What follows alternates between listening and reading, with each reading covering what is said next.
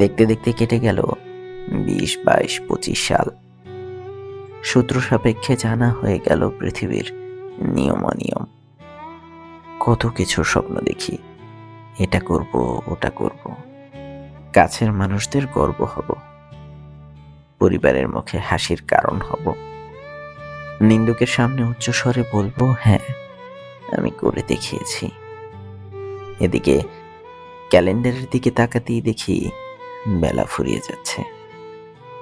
শুধু বদলাতে পারেনি রোজ দেখে আসা সেই পৃষ্ঠা, যে পৃষ্ঠায় একবার বদলাতে পারলেই পরের পৃষ্ঠায় লেখা আছে, দূরবীন থেকে চোখ সরাও, সুদিন তোমার পাশেই।